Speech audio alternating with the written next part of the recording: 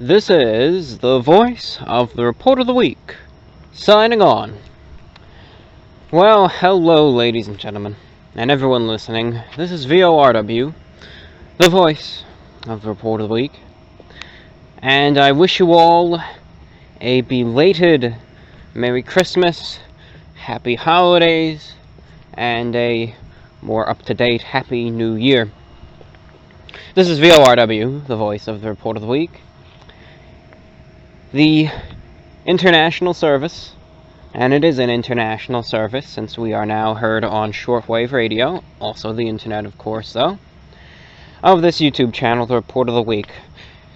Call it a broadcast, a podcast, a YouTube video with no video, or anything that really comes to mind. That's up to you, and for you to decide.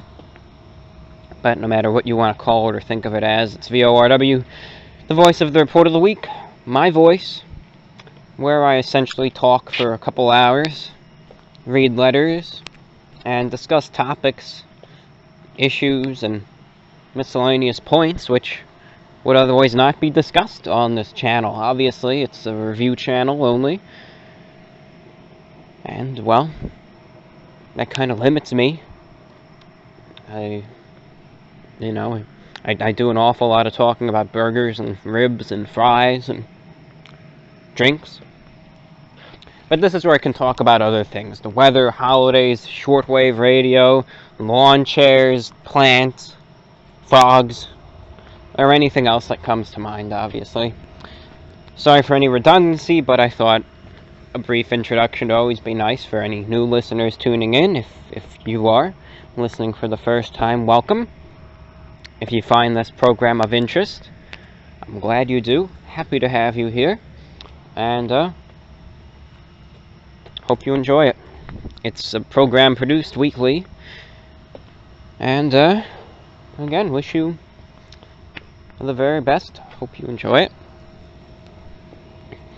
Another show. Another week. Another week. I don't know what's going on right now, but I don't know.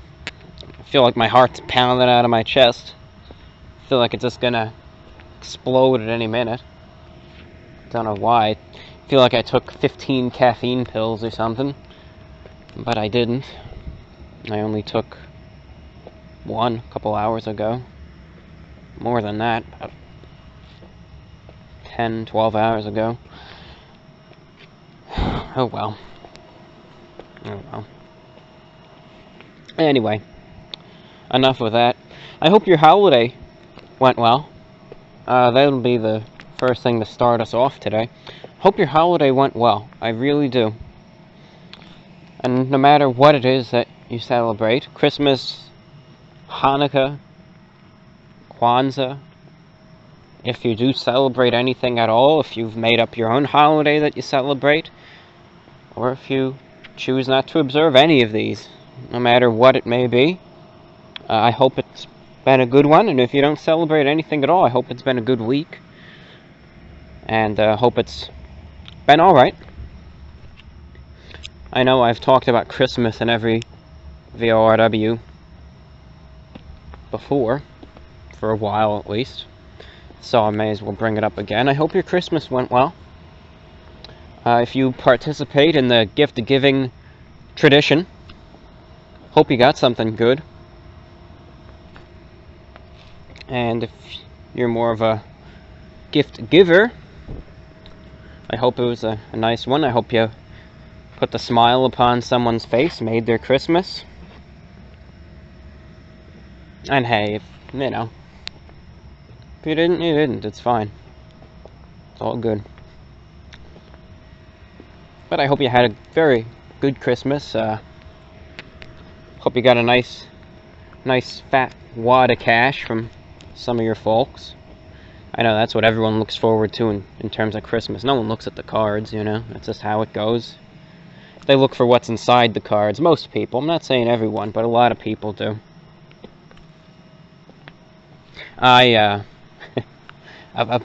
One person in my family, I remember, was pointless to really get any sort of meaningful card, because I've gone card shopping before. I've looked around for holiday cards to send out as a measure of good faith and what have you. So I've looked around for cards, and there's so many of them. You go to any major store, you name it, CVS, Walgreens, Walmart, Target, every store, stationery store, you name it, will have the big section of all the cards, birthday cards, the Christmas cards, Valentine's Day cards, miscellaneous cards, you name it, they will have them. And it really depends on the person you're giving it to and their importance to you, in terms of actually really looking and finding that perfect card. If it's someone you really care about, yeah, you might want to get them a very good card that really accurately explains how you feel in it. And I think that's great, if it's someone that you care about, is going to read the card, savor it, cherish it, go all out, get that perfect card. But there's people out there, a lot of them, and I can think of someone in my family who this has happened with. You'll get them a card, you can write a whole essay inside the card, and I'll flip it open, pocket the money, and close it back up 2 seconds later, and that's it. And everything that you just did was for nothing. If that was the case, I would literally, if I had to do that, I'd grab the first card I see. It could be to anyone. You could say, you could give it to a female, and it could be to my brother or something, and they're not even going to read it, doesn't matter. They just want what's in it. So, that's, that's how it is, that's how it goes. It's fine. Everyone's unique, everyone's different, and everyone has their own priorities as well, of course. No matter what, I hope your Christmas was a good one. I hope it was a fine one. Hope it was a jolly and Merry Christmas. And, I hope nothing terrible happened. I mean it. I hope nothing too awful happened. Everything... It's a very quiet Christmas for me. I hope yours was alright. I certainly do. Certainly do. I hope your Christmas was good food-wise, also. Hope it was. Hope you had a nice Christmas meal, good nice Christmas feast. I had Chinese takeout. There's a local Chinese place, and wow, they make some real good dumplings. When it comes to Chinese cuisine, I'm such a big fan of the dumplings. It's my favorite item right there. It always amuses me in terms of dumplings. I mean, I know there's the two types of dumplings out there. You have of course, Chinese dumplings, and then you have the more Americanized dumplings. Whenever I think of a dumpling, I always think of the Chinese ones. And maybe that's just, again, because I pick favorites. But when I get a dumpling, I don't know, I expect there to be something in it. That's just how I personally enjoy it the most, It's just what I like. And I'm taking a sip of water here.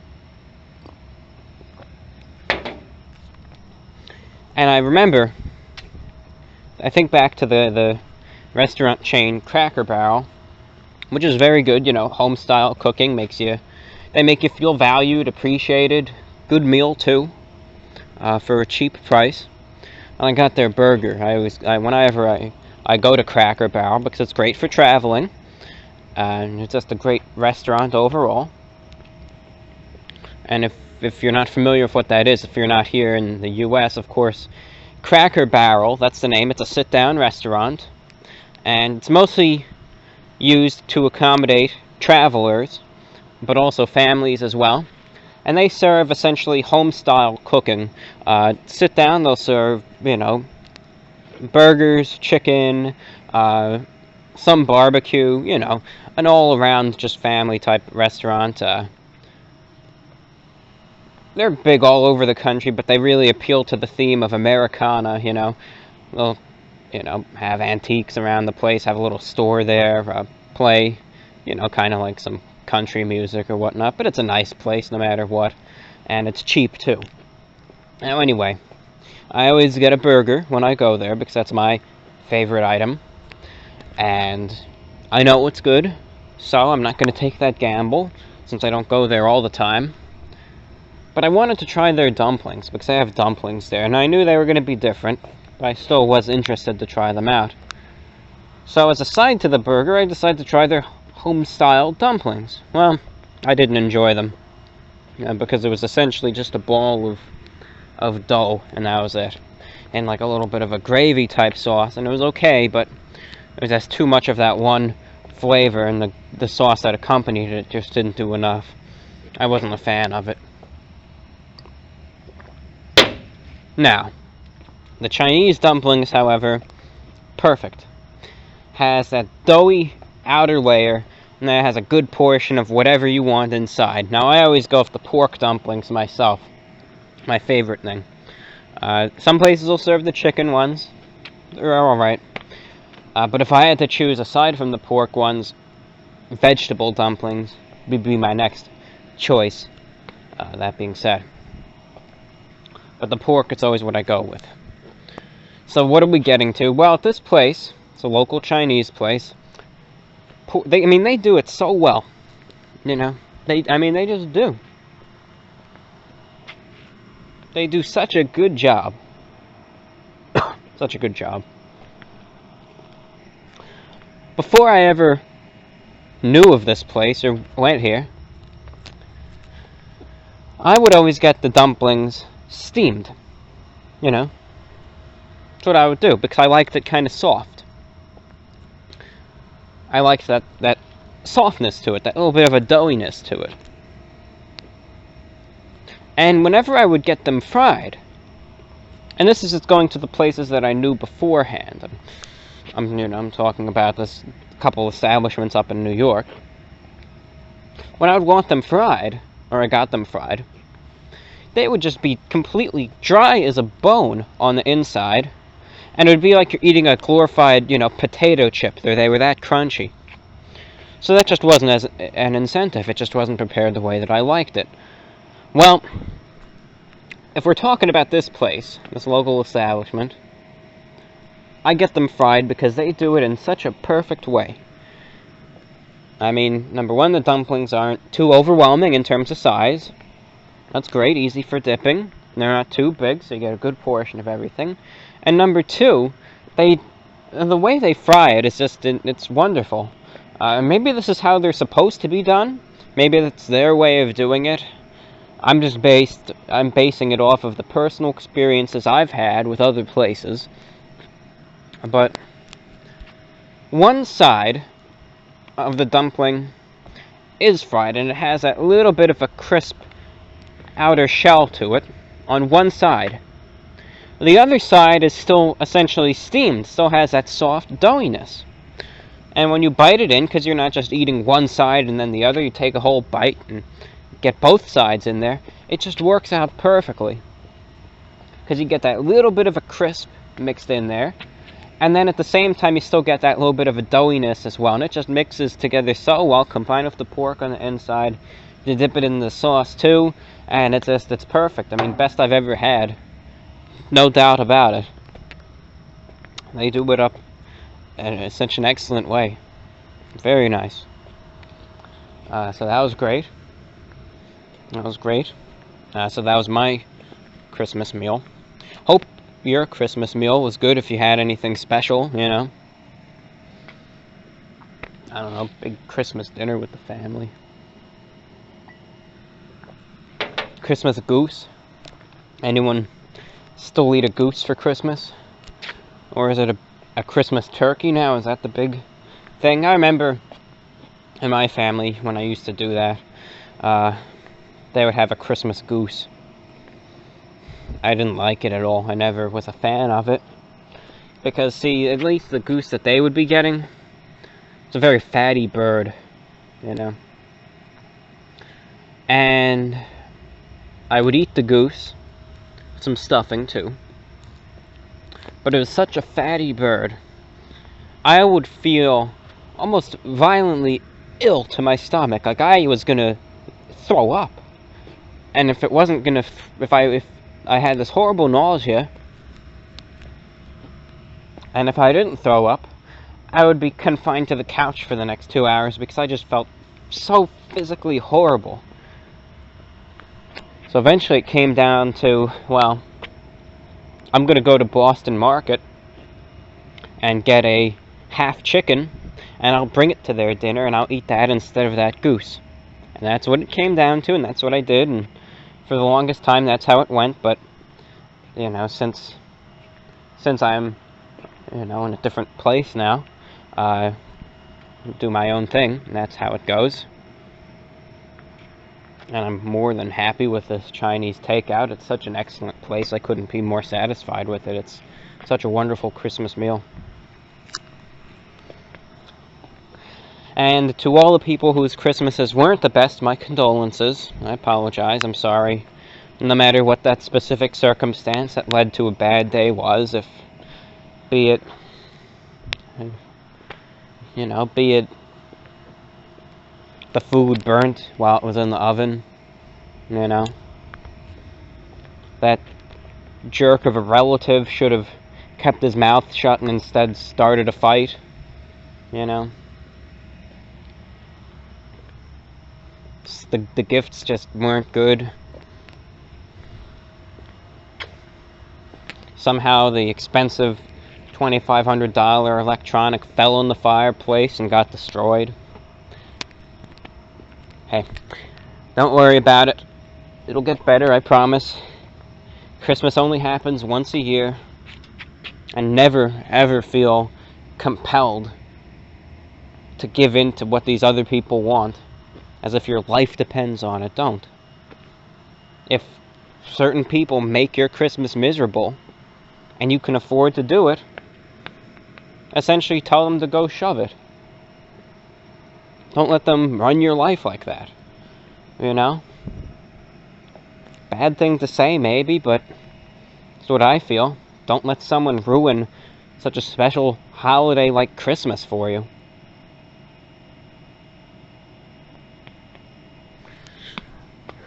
And if it's something of a smaller problem, well, the food didn't cook right or whatnot, you know, can learn from the mistakes, adapt and overcome. If the $2,500 drone flew into the fireplace and got destroyed, well, next time around we know not to play with the drone around the fireplace anymore. And so on and so forth. Learn from the mistakes, adapt and overcome. You know. One of the special things about Christmas for me that I've enjoyed in recent years, aside from the obvious, you know, being with those you love and care about, is radio during Christmas. And I'm going to talk about it more in the shortwave segment. Heck, I just have such a long segment in every VORW where I talk about radio, so I'm going to minimize the bleed over. But that's one thing I've always enjoyed about Christmas, was that there's always so many special broadcasts during Christmas and New Year's. In that span, you get all the Dutch pirate stations, of which there are many, that fire up the transmitters and have special music programs. You have all these special brokered transmissions and everything in between. So it's always a fun time to listen to all the special stations. Can listen to the Christmas greetings from the Vatican on shortwave. You can listen to the German broadcast company NDR, their special broadcast of greetings on board, where they'll play music and Christmas greetings for all the sailors and all the German seafarers out at sea. have greetings from their families. It's always fun to listen to. And it's always a fun couple of days of music and entertainment and unique shortwave broadcasts to listen to. That's fun. I was able to hear some good transmissions. I'll talk about them more in the radio segment. And also, I want to let you know, VORW is heard on shortwave radio. Now, I talked about this a lot in the last VORW, but I'm going to mention this in every single VORW. I am. Just as a little refresher, you know, sometimes we forget. Or if, you know, maybe you didn't hear the last VORW, whatever it may be. The VORW show is heard on shortwave radio every Thursday evening from 8 o'clock p.m. to 9 o'clock p.m. Eastern Time. It's heard on radio station WBCQ out of Maine. And if you're interested in listening, I really do recommend tuning in. It's easy to do. You can just Google WBCQ TuneIn, go to TuneIn Radio, do their website, go on that, click on it, and it'll immediately just start streaming the live audio for you. Click on it at 8 p.m. Eastern Time every Thursday and enjoy the show. And if you want to listen via shortwave, the last VORW covers it very thoroughly, and it's very, very easy. The signal can be iffy at times, but sometimes it's worth it if you want to listen to that analog quality. So I'll link that in the comments if you're curious, and I'm just going to mention that every show just as a little bit of a, reminder or announcement for new listeners, or those who have been listening but want to give it a go. It's fine. All listeners are welcome, and it is with pleasure to say that even though propagation conditions weren't that good because of a phenomenon known as geomagnetic storms, which don't happen all the time, thankfully, but if you tried listening via those Kiwi SDR receivers and the signal didn't come in good, I apologize for that. Usually it's not like that, but sometimes the conditions of how the signal is received do vary day to day, so I apologize. I do. And give it a go this week. I certainly say that. Give it a go. And I apologize, but even though the reception conditions weren't that good, the broadcast was a great success. And for all those of you who emailed me, and I received about 15 or I think it was actually closer to 20 emails in the VORW info inbox from various listeners, some exclusive to shortwave, others from YouTube, of course. But to everyone who wrote in, my sincere thanks. Your feedback is so important to that program. I really do mean it. Shows that there's people listening, that it's not being done for, no one. So thank you so much for that. As I said, I really do mean it. Your feedback, again, is just so important. And, again, I do reiterate, thank you. Even though conditions weren't the best, number one, I was able to receive the broadcast here in Florida with some pretty good signals, so that's good. I had a few listeners, actually, in Virginia and Maryland. That's where it apparently came in the best. There was a listener in New Carlton, Maryland, wrote in and said he was listening to it. He said the signals were coming in good. And then I believe in Burke, I think that's what it's called, Burke, Virginia, it was coming in good there as well. And then around the around the DC area on some receivers, it was coming in good as well. So even though reception conditions weren't the best across the whole country, it was still coming in good in some concentrated areas, especially around the Capital District, around that whole area, Maryland, Virginia, DC. So that's great. There were people listening on the air, and apparently there are no geomagnetic storms forecast for this Thursday, so I heavily advise, if you want to listen direct via shortwave, you can try those receivers again. I might update the list, link some more to try out, because I highly recommend giving it a go. You might be able to pick it up as far away as, definitely Michigan. You may very well pick it up in Utah, Montana, Colorado, New Mexico, in places closer, of course, Virginia, New Hampshire, Florida, the Carolinas, etc. So conditions are supposed to be better then, so definitely give it a go if you're interested. To all those of you who supplied music requests, thank you very much. Your music requests will be played as well. Great to hear those, by the way. Music requests are a wonderful thing too, because it adds so much variety to the program. It'll add songs to the repertoire that I would never have thought of playing. So that's great to hear, and great to receive, and there were plenty of them, so thank you. All your music requests will be played, in addition to a few songs from my catalog, but there's room enough for both. And for those of you who did give financial support, extremely thankful for it. Because of people like you that we can keep this show going and on the air, so thank you very much to all of you who did that as well. And you'll be duly thanked, of course, in the next broadcast and in upcoming shows. And thank you all. As I said, the first VORW show back on the air was such a great success. It really makes me optimistic for this show's future on the airwaves, and it's a great thing because it's such wonderful fun to produce the show.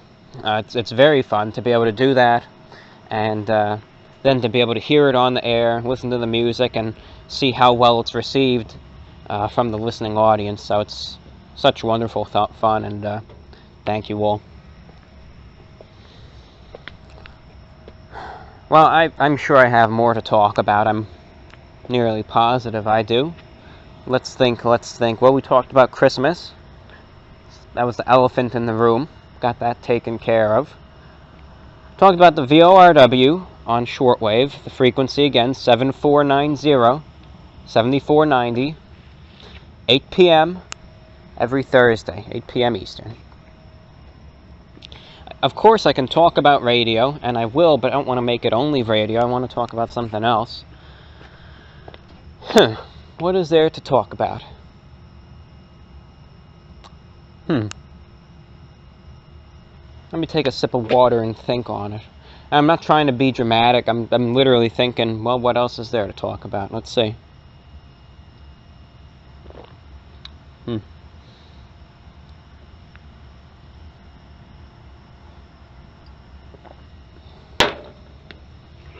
I know some people,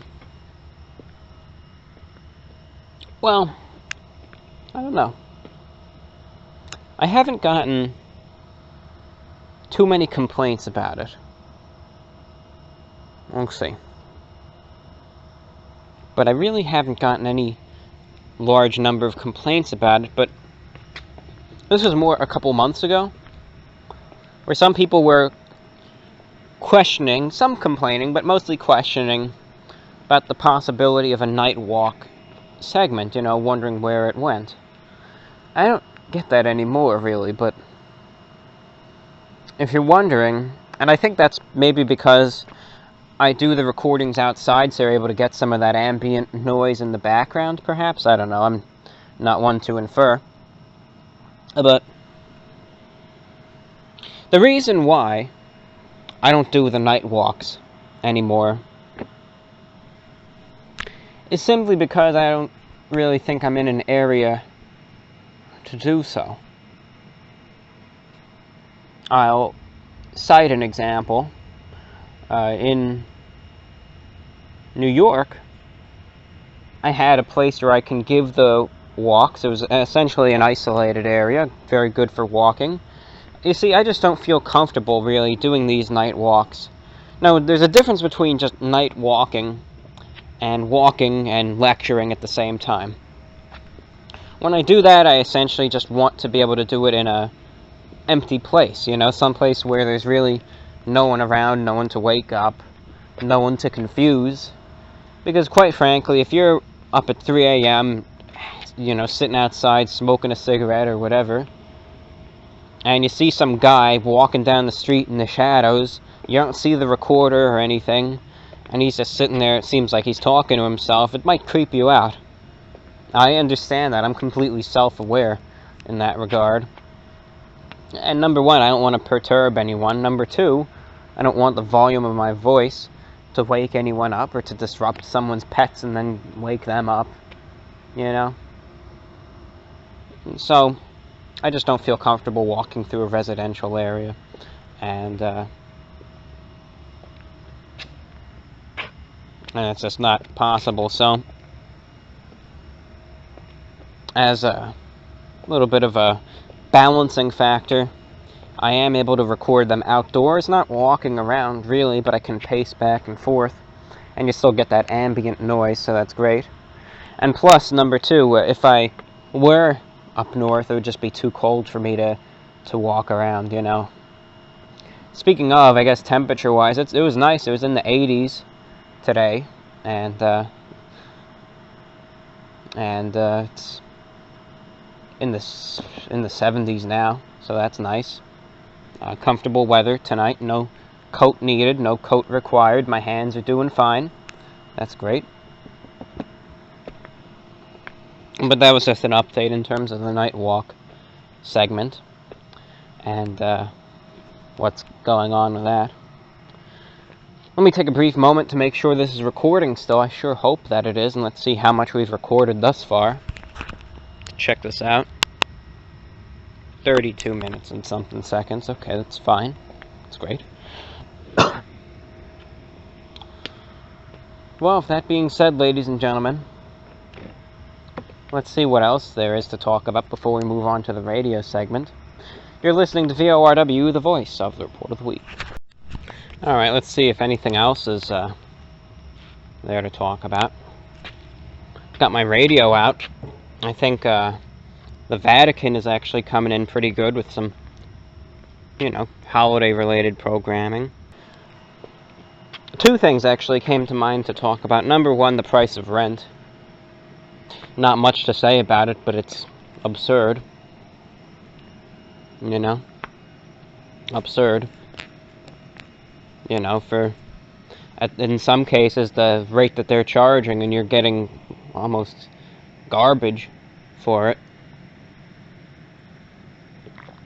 A shame. Shame it has to be like that. And guess everyone's got to somehow turn a profit, but still, it's a shame. Disappointing. So there's that. That's always a problem. Comes down to the point where sometimes it's actually better to just buy than it is to rent, of course, but you have to have the money to be able to buy a property, be it a condo, and that's as long as you're happy having the neighbors looking at you through the window every time you go to your car, or having them banging on the walls or playing loud music or whatever, if you're fine with that. Or if you want to own a house, but then you have to maintain the property and it might be too much space, so I don't know. No matter how it comes down to it, trying to find a place to live, just every single damn place has its problems. Rent's too high, something's wrong with this. Chances are, oh, this house looks good, but chances are the structural integrity of the floor is so poor, in a decade you're just going to fall through it, you know. Gotta pay this, gotta pay that, and you're not getting what you paid for. But that's how it is, that's life, right? No matter what, if you're trying to find a place to live, every single place comes with its baggage, be it monetary or other bad neighbors, bad neighborhood.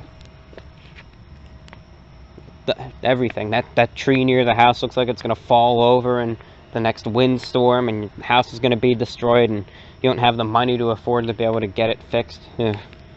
Problem after problem. Oh well, nothing worth talking about there anymore, but otherwise, one thing that I was thinking about was And this is just from observation again. For about a year, I had a Sam's Club membership, you know. Sam's Club is affiliated with Walmart, and while I'm not a big fan of their business practices, at times they're the only game in town, and you know, you need something, you gotta go there. And of course that's what Walmart is, but along with Walmart, you'll oftentimes find a Sam's Club. And Sam's Club is an exclusive, members-only club. They actually have bouncers at the door, believe it or not. So you go there, and you'll find these real big bruisers there, you know, with their muscles showing and everything. You go there, and you don't show them your Sam's Club card. They'll actually escort you behind the building, and they'll beat the living tar out of you. They will. I saw some guy on the news that apparently just broke almost all his ribs. He almost died in the hospital. He was in the intensive care for weeks, and you know, finally got him fixed. But I'll tell you, he's never going there. There's another guy. They just took care of him. He could never walk again, and that's because he tried to get into Sam's Club without the card. You know, these people are infamous. You can read about them all the time, but Sam's Club, it's a very exclusive members-only organization that you'll find near a Walmart. And what the purpose is, if you have this membership to it, you can get in, and you can buy items in bulk. And oftentimes it seems, well, it's at a much lower price. So say you want, you know, some sort of crackers or whatnot. The way it comes down to it is you could end up buying 10 boxes, or, you know, a giant box that has the equivalent of 10 boxes worth of these crackers at Sam's Club for such a price that it's, you know, so much cheaper than just going to Walmart or another retailer and buying that box of crackers 10 times over, you know. So in the long run, you get a higher quantity of them and you'll be saving money at it too. It sounds pretty good, but one thing that I've noticed, actually, is that despite the fact that you're saving money by buying in bulk, I've actually noticed a quality difference in these products that you buy at Sam's Club and the products that you buy at other retailers. You know, buying a big box of them in bulk versus buying just a single box or container of them at another establishment. I've found that the products that you purchase in bulk are actually of far inferior quality in most cases. Despite that they're made by the exact same manufacturer, they're of lower quality. Specifically snack foods. I bought some Twizzlers at Sam's Club, and I compared it to some Twizzlers I got at I think Walgreens maybe, or CVS. And the quality difference is just incredible. The ones at Sam's Club were awful. I mean, they spoiled so quickly, they were just eventually completely rock solid awful. You couldn't eat them. The other ones, I mean, they were completely fine, and it's not like they were left open or anything. They were both treated the same, and they just were more flavorful, lasted longer. I mean, it was just the one difference there. I got some goldfish, too, from Sam's Club in this big box. And I mean, and mind you, these weren't any special flavor or anything. There's nothing different about them. As marked on the box, this wasn't any special flavor or anything. But sure enough, what happens? You find these goldfish. You know, in most cases, I like the normal goldfish with a crunch, but I also like them to have that little salty coating on them, you know? A little bit of like a salty coating that's always on one side of the goldfish crackers. It's my favorite part of them. That's what I eat them for, really. These had almost none of that salty, seasoned coating on them. And they were overcooked. I mean, they were actually burnt. You could actually see the black marks on the goldfish crackers where they're actually charred. And that was this big box we got in bulk. The quality was just so low.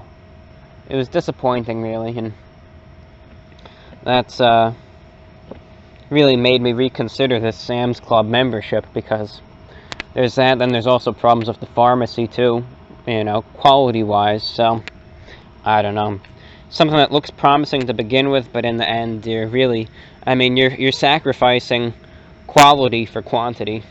Shame it has to be that way, but now you know why it's so cheap to buy them in bulk, because they're actually, the quality of them is being sacrificed at the expense of what you're buying it for. It's a shame, but hey, I guess that's what's got to happen, right? As we said earlier, someone's got to make a profit. Alright, ladies and gentlemen, well, that's all my rambling for now. We're going to continue on here, onward and forward and upward, with the radio segment.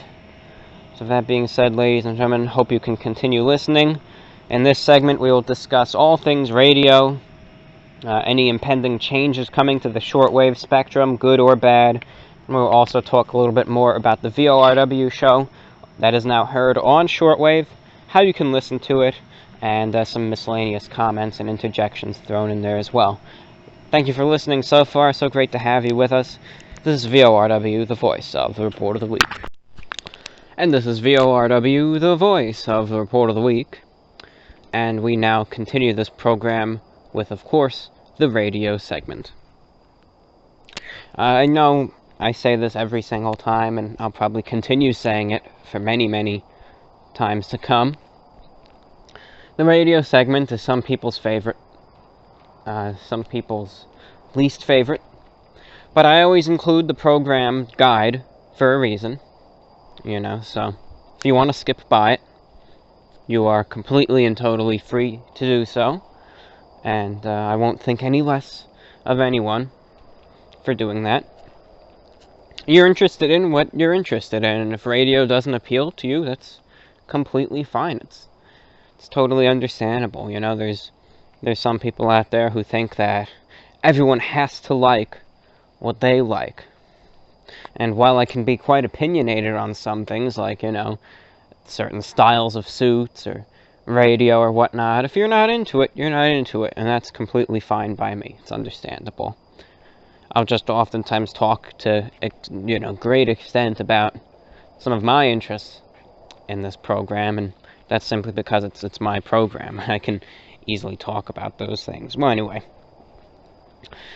Anything going on in the world of radio? Well, any updates of Radio Australia, you might be wondering? Well, number one, the petition it went well. Got over 500 signatures, so that's great. That's great. Shows that there's many people who care about Radio Australia, so that's wonderful. It reached its goal. And a prominent Australian politician actually came out questioning the ABC, that's the Australian Broadcasting Corporation. They control Radio Australia, of course, and I'm sure if you do live in Australia, you're well familiar with the ABC, but a prominent Australian politician kind of questioned the ABC, kind of wondering what's wrong with you, and expressed great concern over the shortwave cuts. That was, I think, Julie Bishop. I've heard of her. I think she's the Foreign Minister or Minister of Foreign Affairs of Australia. You know, a very high-ranking, prominent politician up there, which is a great thing to have happened, you know. Because there were other politicians that made comments about Radio Australia. A very significant number of some senators from the Northern Territory, some politicians from the Pacific Islands, some of the trade commissioners, etc., made comments. But to the bureaucrats at the ABC, are they really going to care about them? You know, they're nobodies to them. Well, then suddenly, Julie Bishop, very high-ranking politician, in Australia comes along and says the exact same thing that these smaller politicians were saying, you know, that this decision to cut shortwave really isn't well thought out at all, and questioned it, and the legitimacy of such a decision. And then all of a sudden, the ABC comes along and says, well, okay, listen, we're going to rethink things, and we're going to provide you an update on New Year's. So keep those fingers crossed, ladies and gentlemen, and let's hope that finally someone who's of a high enough rank to be listened to came along and perhaps kicked some sense into the ABC, and maybe Radio Australia will revise its decision to leave shortwave. Maybe they'll... I mean, I think if they're so set upon cutting money, if I were the CEO of Radio Australia, here's what I would do as a cost-cutting measure. I would do one of two things. Because number one, Radio Australia currently has 6 transmitters. 3 domestic for the Northern Territory, and 3 international, mostly for the Pacific and parts of Asia as well. The international transmitters, of course, because they cover more ground, need to be a higher power. The ones that are just covering the bush, well, they just can be of a lower power. So the international transmitters, 100 kilowatts apiece. The domestic, 50 kilowatts apiece. 6 transmitters in total. What I would do, if they were so bent on cutting costs, because personally, if I were CEO, I wouldn't change a thing. As a matter of fact, if I could have the money to do it, I would add a 4th transmitter to the Pacific and only broadcast in local languages, you know. Talk Pidgin, you name it. Especially that for Papua New Guinea. Indonesian, Burmese, local languages, just broadcast that 24 hours a day. Anyway, if they were so bent on cutting costs, I would do one of two things. Number one, as one measure I could take, is I can lower the power of all the transmitters, meaning the 3 100 kilowatt transmitters to the Pacific would be lowered down to 50 kilowatts apiece. And they'll still reach their targets. They'll still blanket, you know, Papua New Guinea, Fiji, Tonga, Vanuatu, Solomon Islands, you know, Marshall Islands, Guam, even isolated parts of Hawaii. You know, New Caledonia, they'll get there. Perfectly fine. French Polynesia, they'll get there. They'll make it in. You won't really be able to hear them in North America too well anymore, but that's not where the target audience is.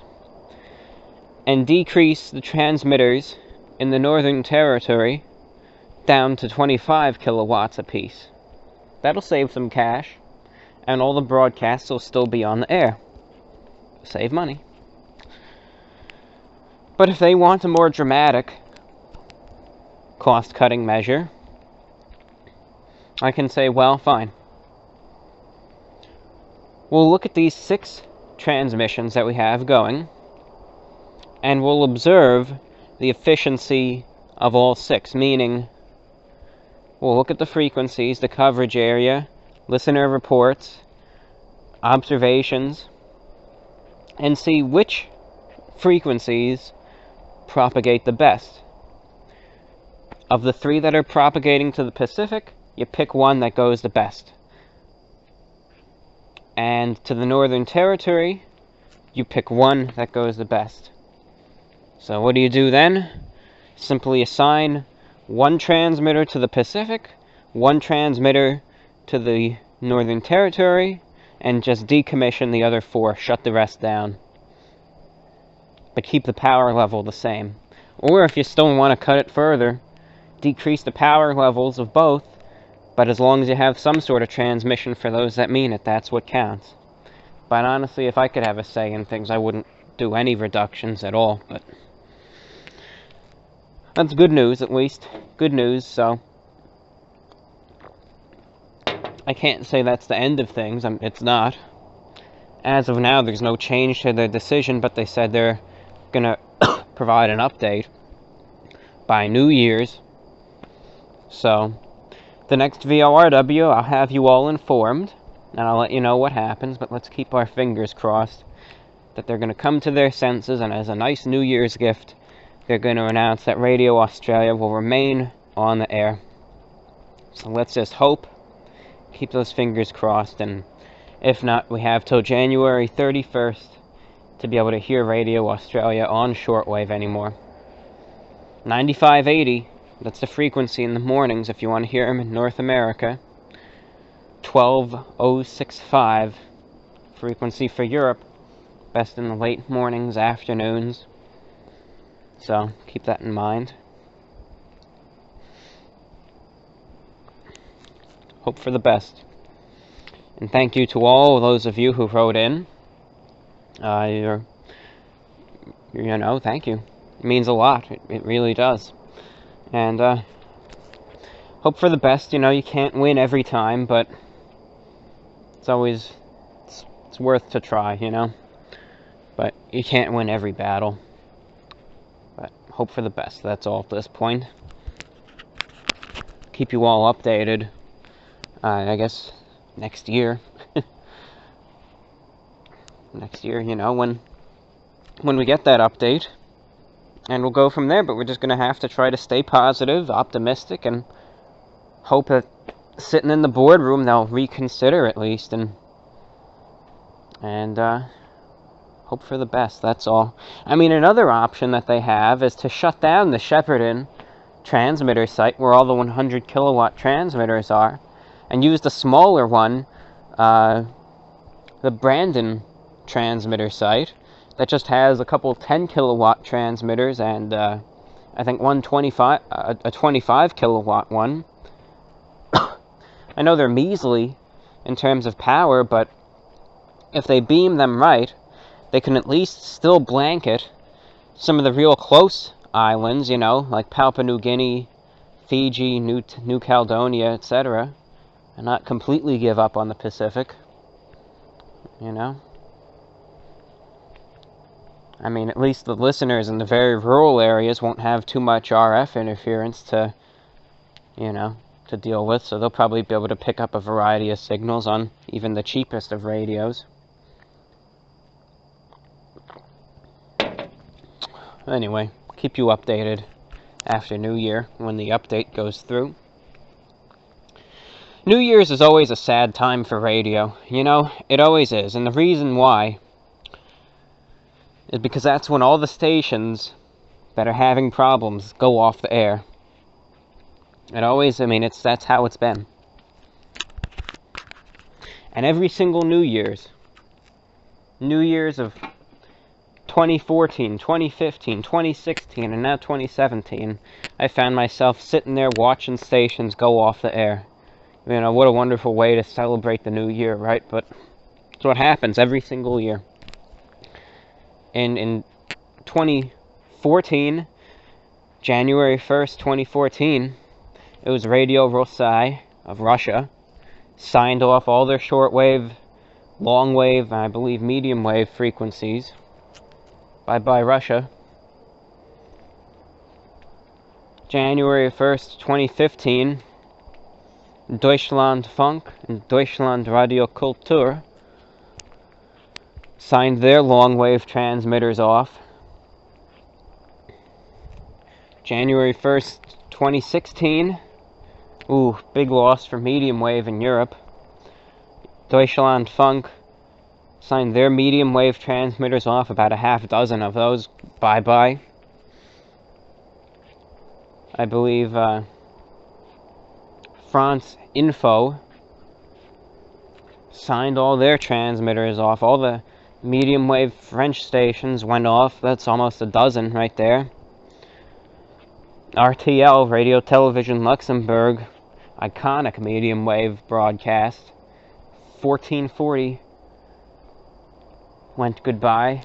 That was a good station too. I used to when I first discovered the WebSDR, I used to listen to them all the time. It's such a shame they were gone. Still miss them, but they went goodbye.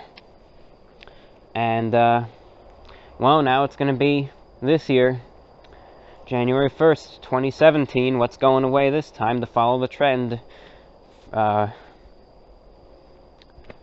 Radio France Inter, they're leaving longwave, 162 longwave, they're going goodbye. Very strong transmitter signing off. 2,000 kilowatts. That's 2 million watts. Extremely powerful transmitter. Signing off. Very strong French longwave station. Going away.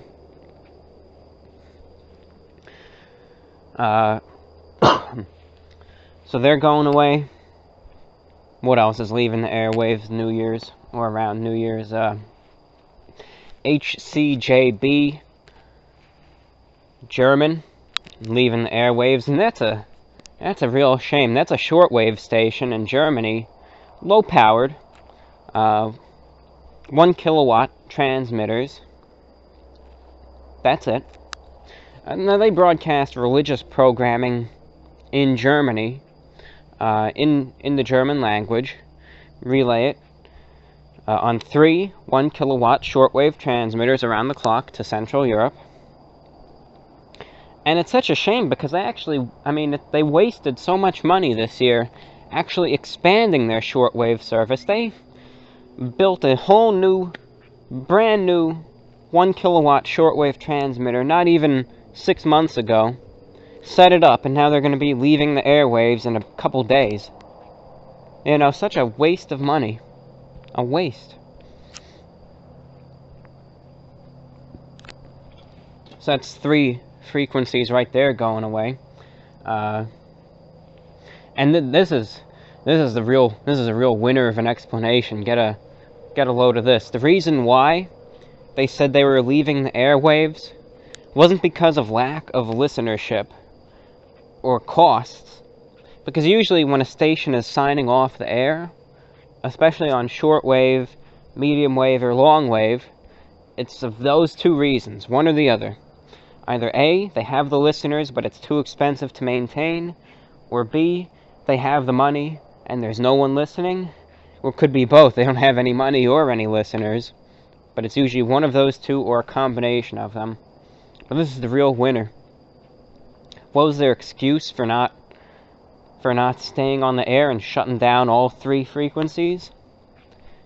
They said, due to lack of German speakers to make the programs in Germany.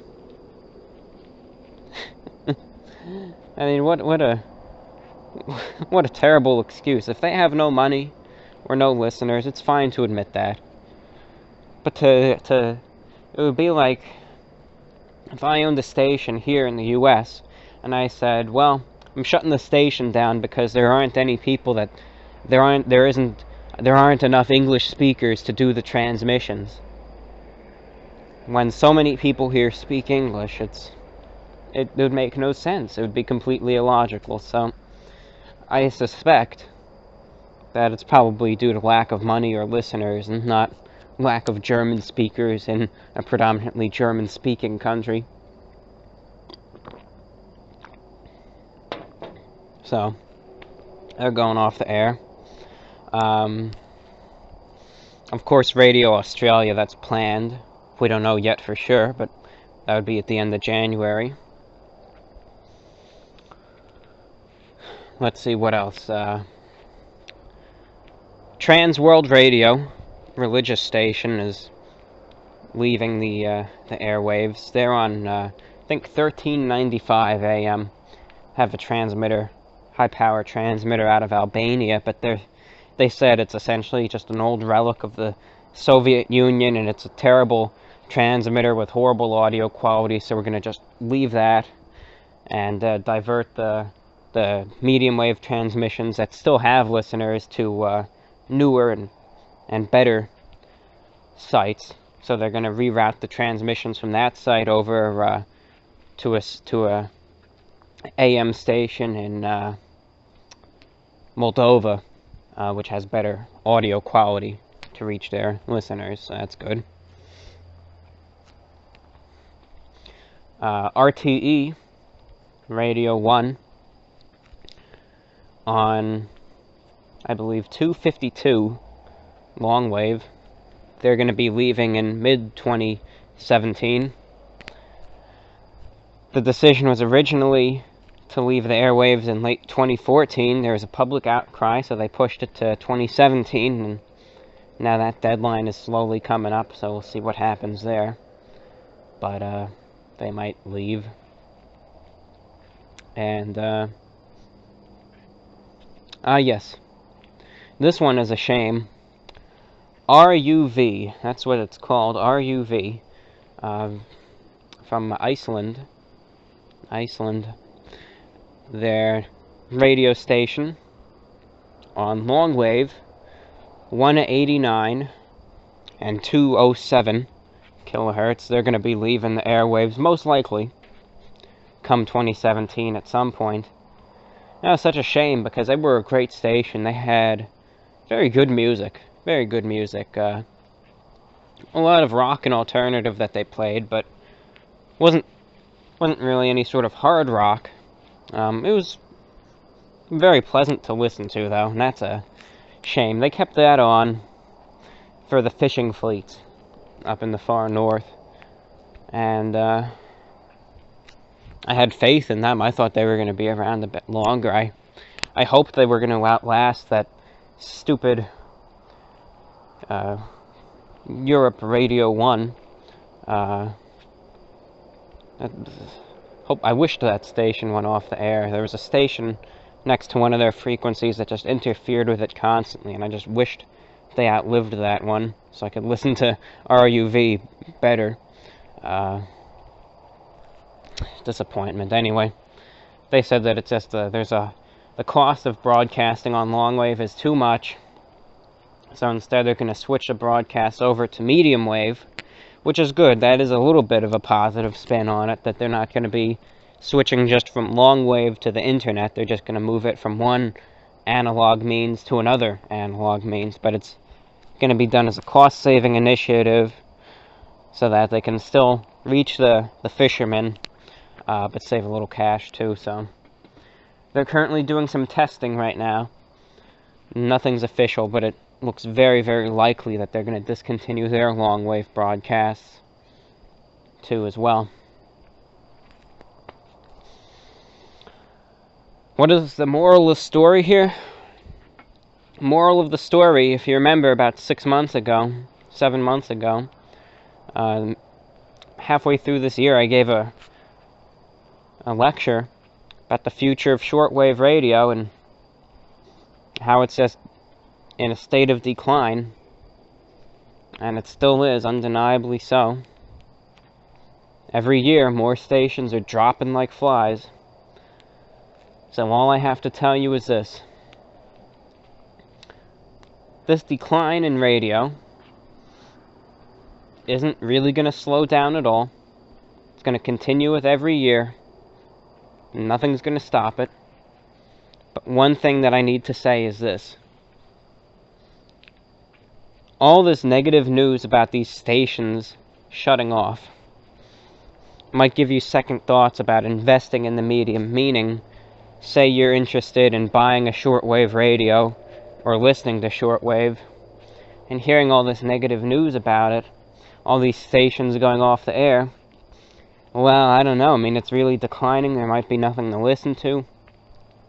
Don't let that sway you. As a matter of fact, if you're interested in getting into shortwave radio, get into it right now. Because time is running out. Time is running out. More stations are shutting down by the year. One day there's going to be nothing left. Get into it right now, while there's still something to listen to and enjoy. This is it. This is the last call. Enjoy it while it's still there. Because 10, 15 years from now, it's only going to be a shell of what it is right now.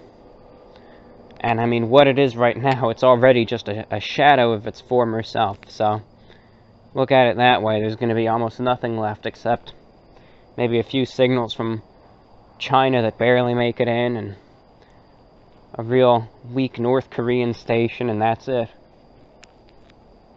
Barely hear anything anymore. Enjoy it while you still have it, because you can still get a radio, turn it on, and pick up a vast variety of stations from all over the world.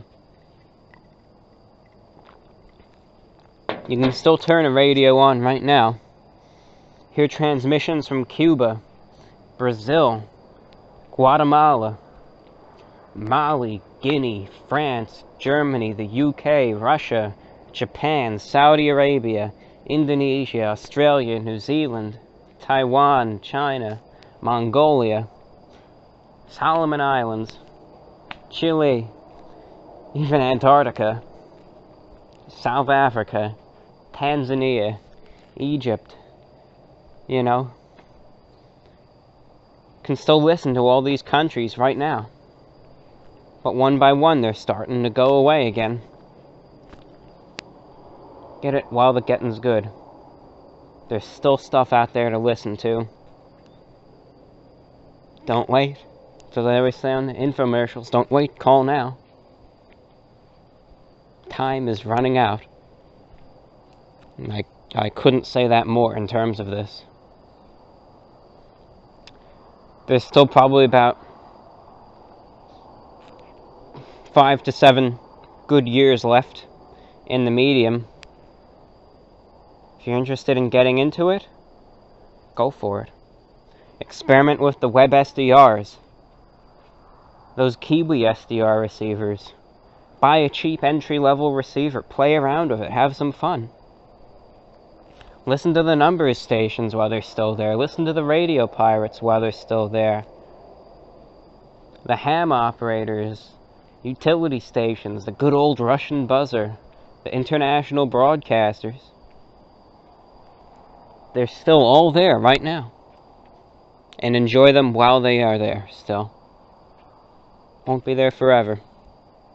Still there, so if you're interested in getting into it, heck, you can buy a shortwave radio for $10. Won't be the best one, but you can still pick something up with it. A more reliable receiver is around $40-50. You can use the web SDR, listen on your computer, totally free of charge.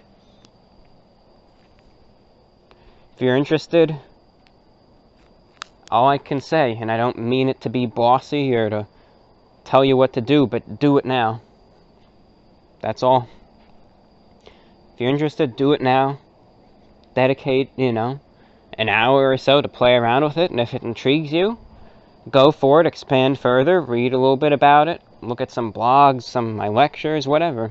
Just play around on the receiver, press different buttons, have some fun. And if it's not for you, it's not for you. That's fine. But I couldn't say it more. Just get it while the getting's good right now. Enjoy what's left while it's still there.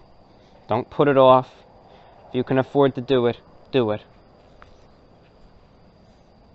That's all I have to say about that.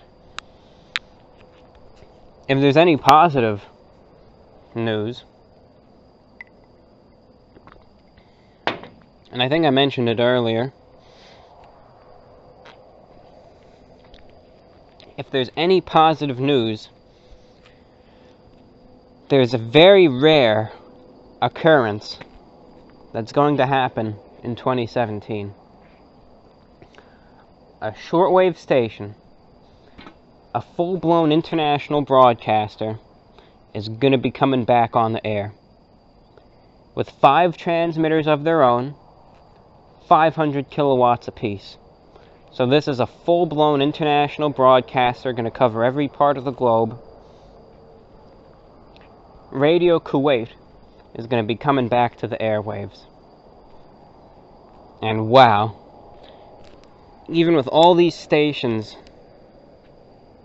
signing off, closing down, leaving the airwaves, this puts a smile on my face. Radio Kuwait. They're coming back. Yeah, you might be wondering, why are you getting so excited over Radio Kuwait? If you've been a long-time listener of VORW, I mean, since 2014, you know why.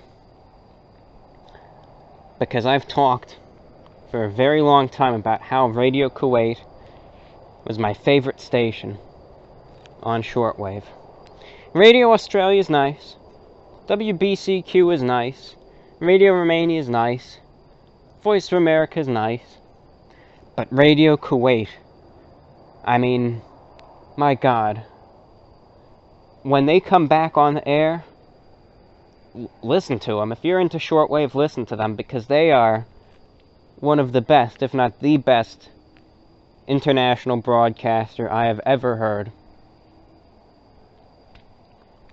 I mean, I give them so much acclaim. Such an excellent station they were.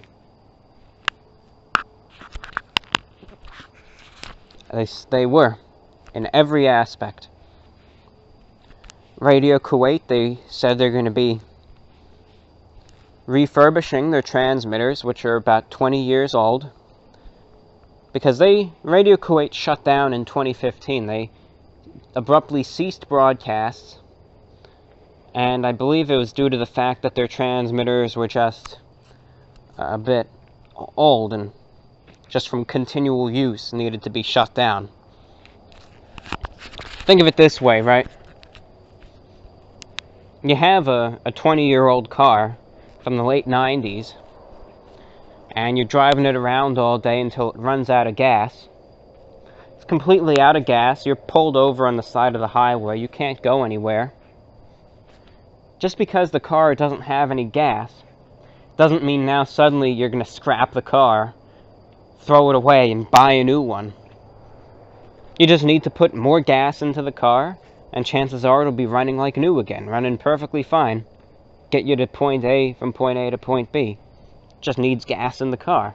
Without any gas, it's useless. It's a hunk of metal. It's just sitting there. But with gas, it's your own personal chariot to take you wherever you need to go, right? That's essentially Radio Kuwait's situation. They have these 5 transmitters, high power, 500 kilowatts, which, I mean, from Kuwait, that'll just blanket all of North America, Europe, Africa, South America, Asia. I mean, you name it. They've excellent coverage. They'll get to you. Some of the parts just got worn down, but the transmitters aren't trash. I mean, they're from the 90s, which, comparatively speaking, I mean, think of it this way. The Voice of America and the BBC, some of them still use transmitters from the 60s. You know? Well, think of it like that. Compared to that, a transmitter from the mid-90s is relatively new. From a transmitter that the VOA still uses from 62. Or so. I mean, Radio Cairo's go back older. They're from back when Egypt was still a British possession. You believe that? Radio Cairo. From the late 40s, I believe, or early 50s. Still in use as a remnant of the colonial days. But Radio Kuwait's going to refurbish them starting in January. And I mean,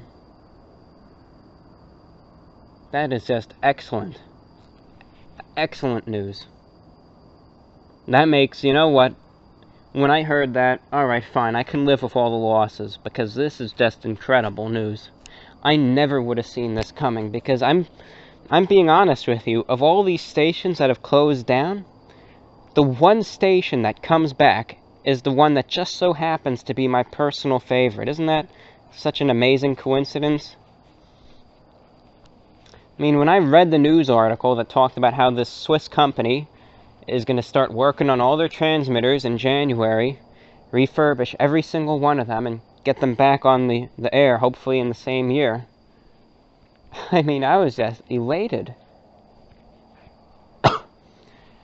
And Dead serious, Radio Kuwait was a station I would listen to every single day.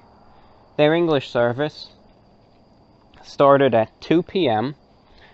From 2 p.m. Eastern to 5 p.m. Eastern every day. The first thing that I liked about Radio Kuwait was the timing of it all. Because especially in North America, the shortwave bands during the midday hours are a bit dead. You know, there just aren't many international broadcasters that target North America during those hours. So Radio Kuwait was very smart with the timing, because they knew that all the international broadcasters that targeted North America, or even the domestic stations of the, quote, fun programs, instead of good old Brother Stare, for instance, would all target and broadcast to North America in the evening hours.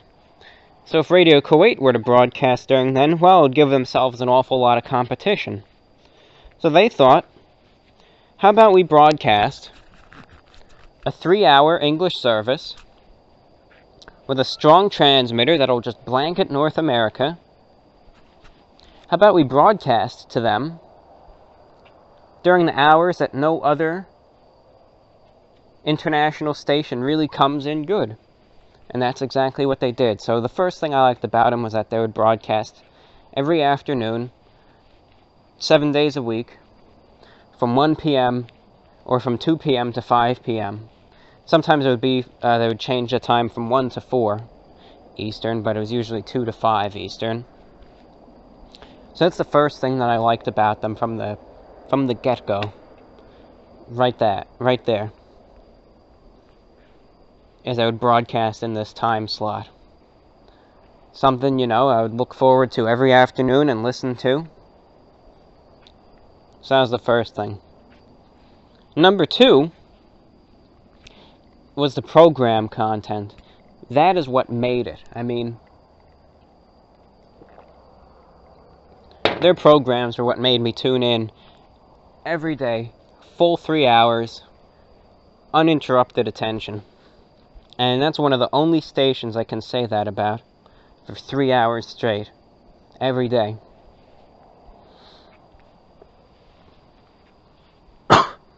Because it was such a balanced program. Number one, the program length was great. It wasn't just a 1-hour English service that was crammed with content. It was 3 hours, so everything could be balanced thoroughly throughout. Secondly, they had everything I looked for in an English service. They had news, they had cultural programs, and they had music. Both cultural and contemporary. And that was everything that I looked for in an English service, and they had it. Condensed in a nice block of 3 hours. It would start off 2 p.m. from around 2 to 2:10, be world news, with a specific focus on the Middle East, which obviously all the conflicts and everything going on in that part of the world. That was a nice news bulletin straight from the source. Share all the info going on with the war in Syria, conflicts with ISIS, you know, civil war in Yemen, and all of that. World news, of course. News happening in the state of Kuwait. Then usually, from, say, 2:15 to 2:30, they would have a cultural program. So it would say, it would either be funded by the, or sponsored by the GCC, whatever your thoughts are on them, that organization, the Gulf Cooperation Council. Whatever your thoughts are on them, it's fine by me, but their programs were, no matter what, educational. It would talk about the economy of the region. It would talk about different political activities in the region, Yeah, sometimes it would talk about some of the traditions of Kuwait. It would talk about some of the holidays of Kuwait, some of the history of Kuwait, you know, you name it. Be a good 30-minute long program or so, 15 to 30-minute long program, you know, educational, and then they would play some usually Kuwaiti music. And then after that, say at around 2:45, for the next hour straight, they would just play non-stop contemporary Western music. And it was the type that I listened to. I mean, they would play everything from 60s music to the latest top 40 hits in an hour-long eclectic playlist. Straight music, no interruptions. You'd hear a 90s song 1 minute, 70s song the next, then a song from 2016 the next, you know? Then they'd interrupt it after an hour with, you know, say another educational program. Then they just play another hour straight of music, have a news bulletin, then fill the rest of the broadcast, say the remaining, what would that be now? About 15, 30 minutes left with music, have a final news recap, and sign off. It's just such a nice program, so I'd be lying if I didn't say I look so forward to hearing them on the air again with that. I mean, that's the one station, aside from VORW, of course, on 7490, worth listening to on shortwave. I'm playing favorites, granted, but it's just my all-time favorite, so I can't help but be a little bit biased. It's just it's a station that I've had so many memories listening to, so much fun listening to. I greatly look forward to hearing it on the air once again. You know? So good on you, Radio Kuwait. I'm proud of you for bucking the trend and coming to your senses and realizing that despite the stations leaving the airwaves, you're still going to invest in the medium, and that's great. Alright, enough with that. I talked enough about it. I'm going to link this separately in the program guide, but this is a little bit of a reminder about what is to come. VORW is heard on shortwave radio once again. We're carried via station WBCQ out of Monticello, Maine, in the United States of America, with a 50 kilowatt transmitter targeting North America. The VORW program on shortwave is a bit different than what's on YouTube, because shortwave, the restrictions on music are very, very lax. Actually, they're non-existent. There are none. So, I ever so gleefully like to incorporate music into my shortwave program. I target domestic audiences in North America and international audiences online with a light entertainment program which features a combination of my aimless babbling as well as a variety of music combined with listener requests. And it's a 1-hour program, heard weekly now, and I mean it for it to be, as I said, a light entertainment program with a tasteful mix of talk and music that will hopefully be able to give the listener something to make their Thursday evening a little bit more enjoyable. So that's what the VORW show on shortwave is. If you tuned in already, you know what to expect.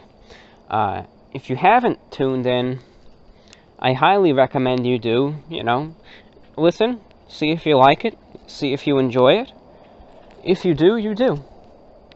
And if you don't, you don't. There's several ways to listen. I cover this in much greater detail in the last VORW, but I'll do it again right now. If you're interested in hearing the VORW show Thursday night at 8 p.m. Eastern, 8 o'clock p.m. Eastern is when it begins. The easiest way is to listen online So, type into Google WBCQ TuneIn. You'll see the top link right there, WBCQ 7490 8M Monticello, Maine, from TuneIn Radio.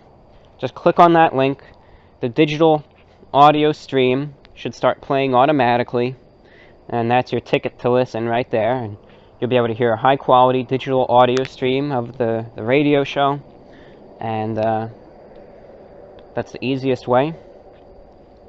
You can also go to WBCQ.com.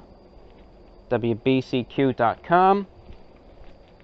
Can click on a link on the left side of the page. It's circled here in the little picture.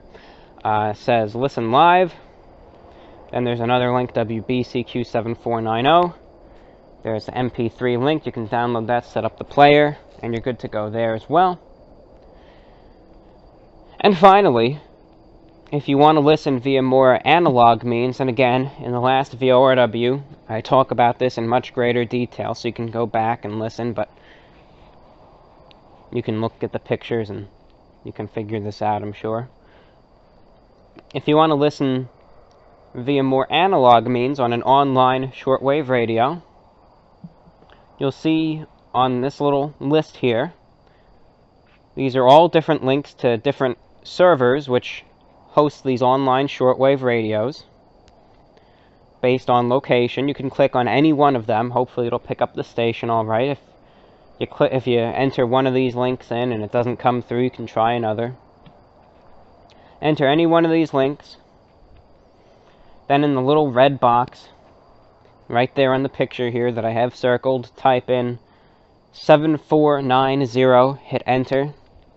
And then on that smaller little red bubble that I have there, click on that AM button and you'll be good to go as well.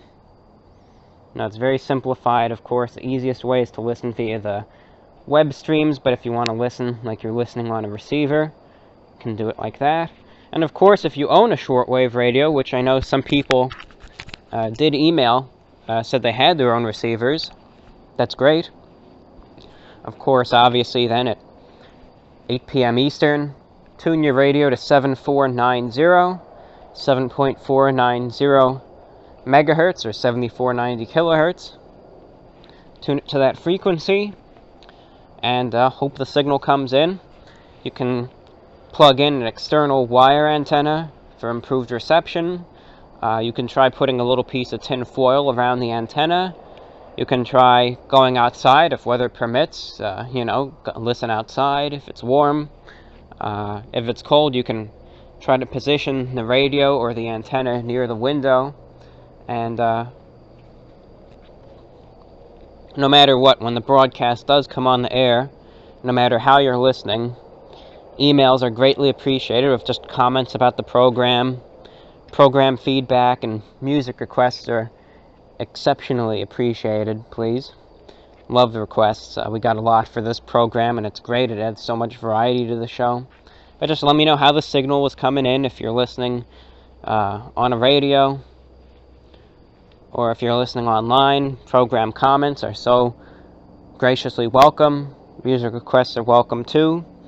And if you want the VORW show to expand, financial support is welcome, but not required at all, because I can, again, graciously say that thanks to the support that we received from the last show, I'm going to be able to be on WBCQ for a while, so that's wonderful news right there.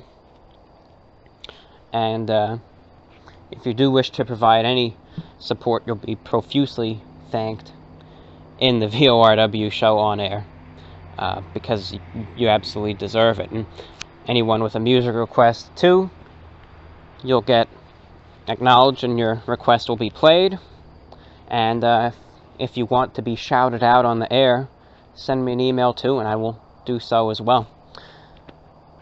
So that's enough in terms of that. I think I've talked for more than enough time.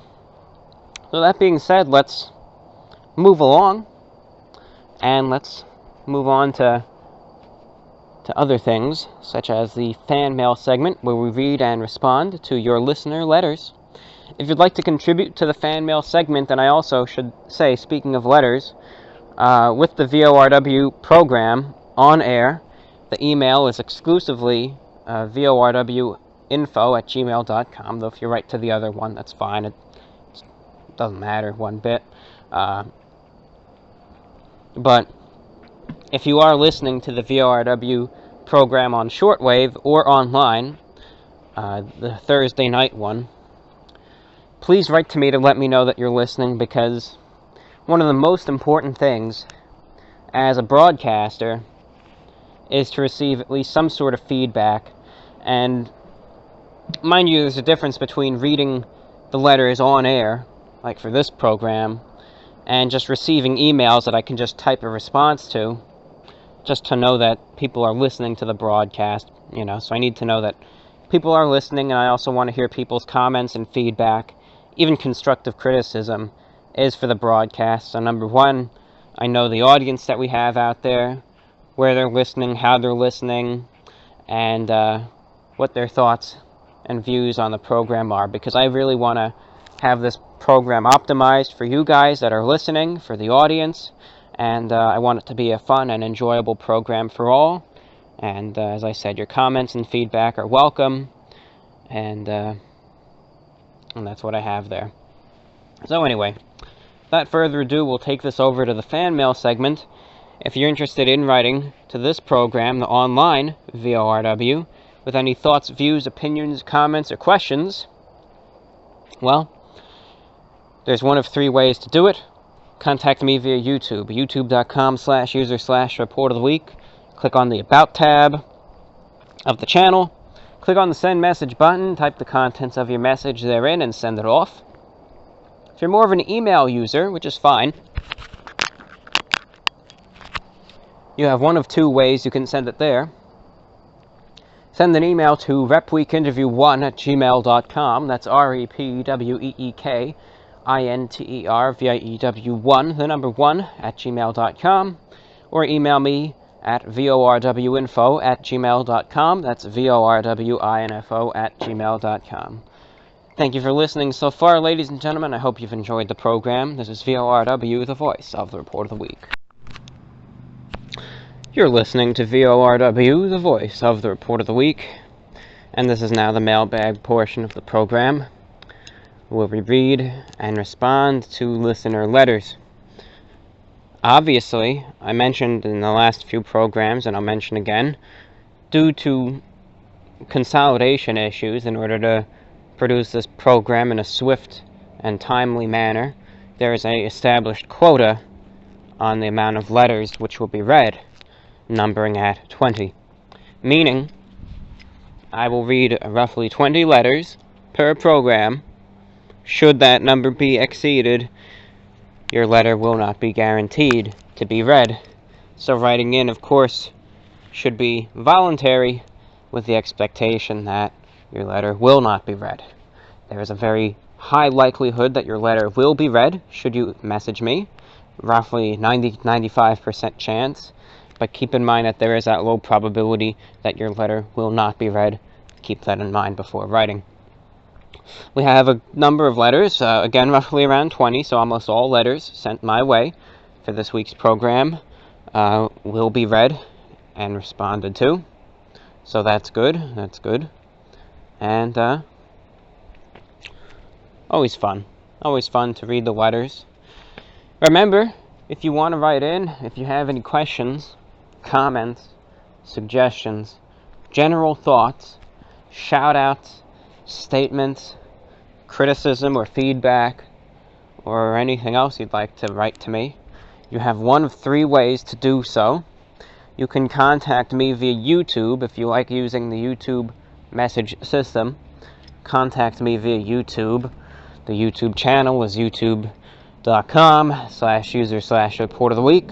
Click on the About tab. There's a Send Message button on that tab of the channel. Click on that. Type the contents of your message therein and send it off, where it will be received in my YouTube inbox. If you're more of an email person, and I know a lot of people are, That's why I make email readily available. If you're more of an email person, you know, maybe you just don't like the YouTube inbox system, you know. I can't say I'm a big fan of it. I don't use the YouTube inbox really to send messages. I'm an emailer myself.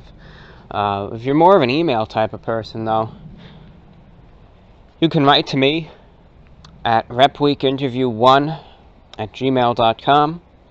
That's repweekinterview1, the number 1, @gmail.com. Or email me at vorwinfo@gmail.com. That's vorwinfo@gmail.com. I've been asked on occasion why I have 2 email addresses. And I've answered that question a couple times, but I'll answer it again. It doesn't bother me at all. The reason why I have the 2 email addresses is because when I do the VORW radio show, like I'm doing now, you know, on WBCQ, I like to give an email during that show so I can have the people who listened to the radio show, be it exclusively via shortwave or online or whatnot, they can email and they can send their correspondence to that email address so we can kind of organize things. And when I'm not doing the radio show, I keep that email address active just so that the Rep Week Interview 1 address doesn't get too clustered. And it's worked out great. The perfect balance. Write to whichever one you want, whichever one you feel is luckier, whichever one you get the better vibes from, I don't know. Whichever one's easier to type up. That's that. Anyway, we have a selection of emails to read, a selection of YouTube messages to read, and of course respond to after they're read. So without further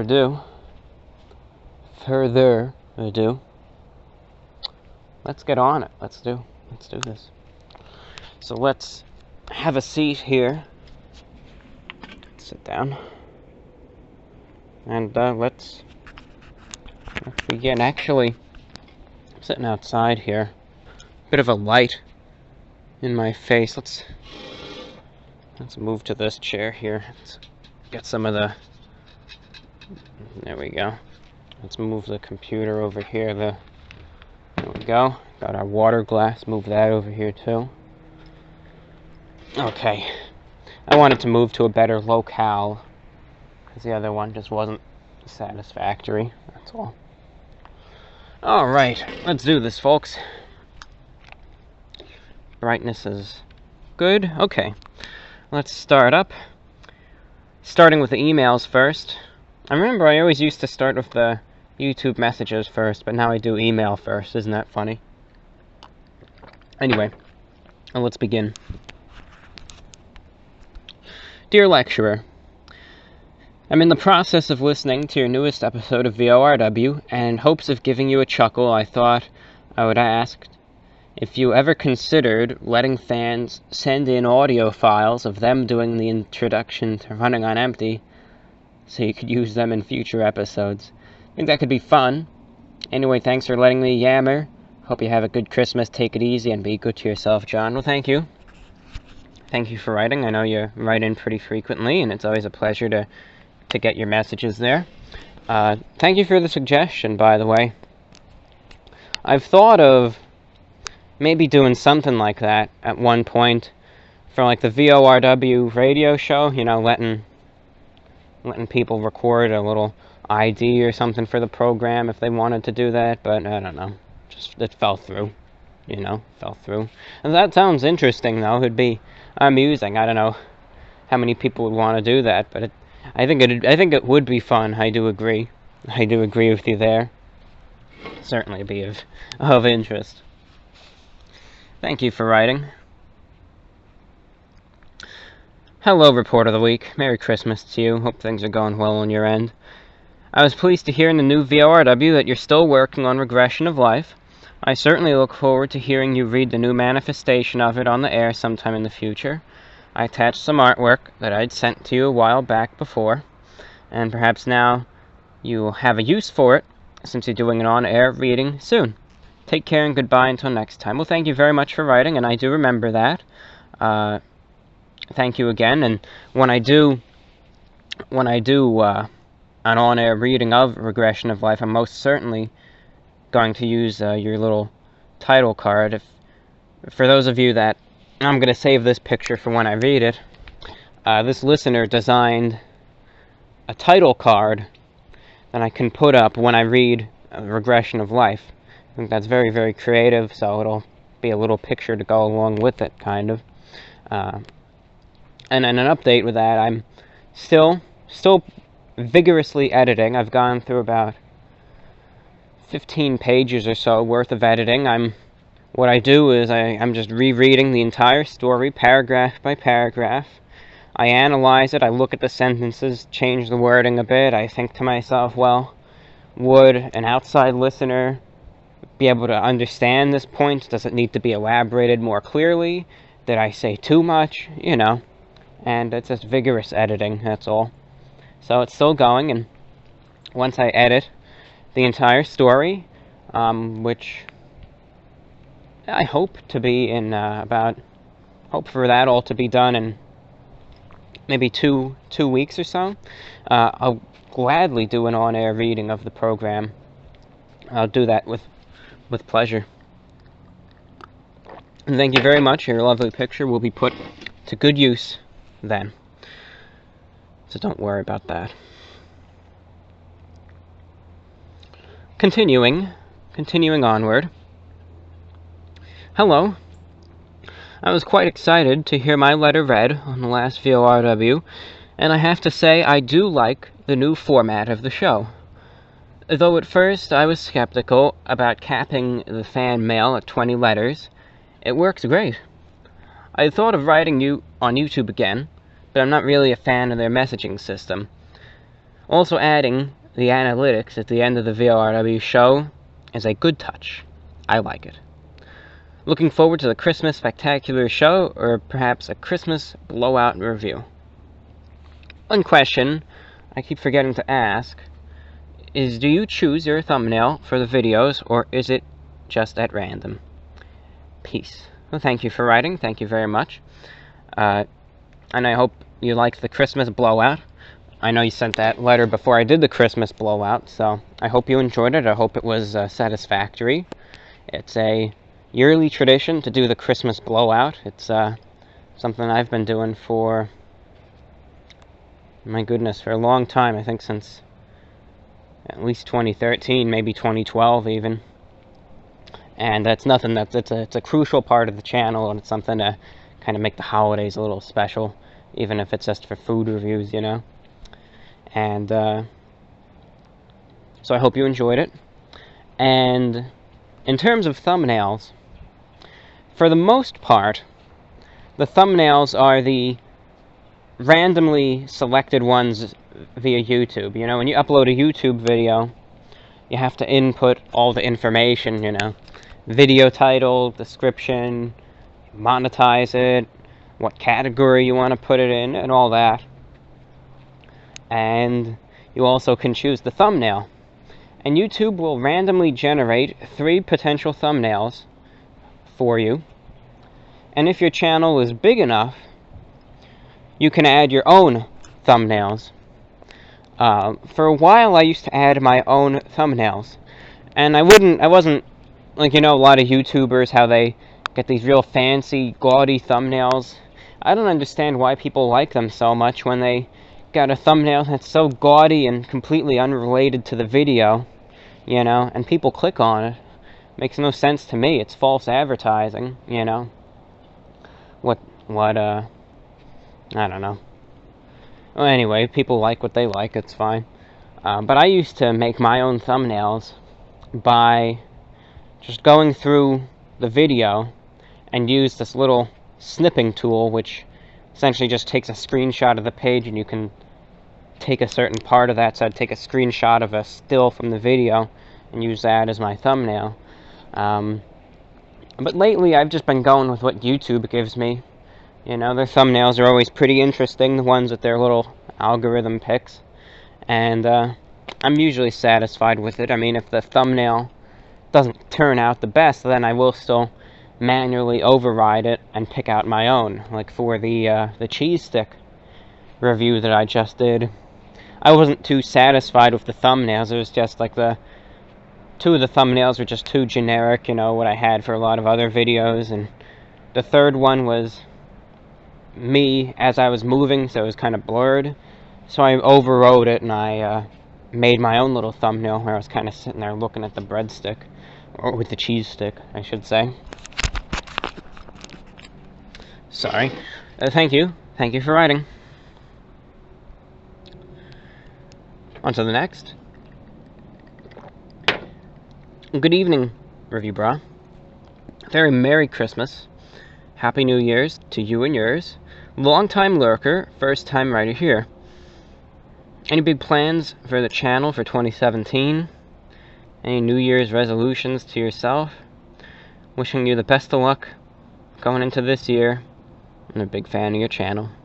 Keep up the great work. Sincerely, Jim. Thank you, Jim. Thank you for writing. Great to have you writing. Really the biggest plan for the channel in 2017 is, really to keep it going as it is, you know. I want to improve something, I'll be honest. And it's a bit of a conundrum, you know. I want to be a little more personable in my reviews. Like during the VORWs, for instance, you know, it's 3 hours of just me talking about anything, really. It's free-form programming. In the reviews, especially the food reviews, I mean, I'll add some humor and whatnot, but a lot of the time it'll be straight to the facts, you know? And I want to keep it that way, but I want to also make it a little more personable, too. And I just have to find a good balance, because I know a lot of the people that watch the food reviews don't really want to see me talk for 10 minutes. So I just have to find a good balance of timing. You know, I want to keep the reviews maybe between 7 and 9 minutes. Keep it as factual as they already are, but also find a little way to be a little more personable in some of the reviews as well. So that's really the one thing I want to change with the channel.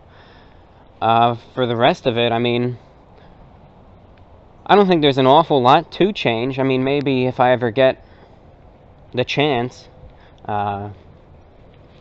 perhaps upgrade the microphone for the camera, get some better quality audio for some of the videos, you know, get a good microphone.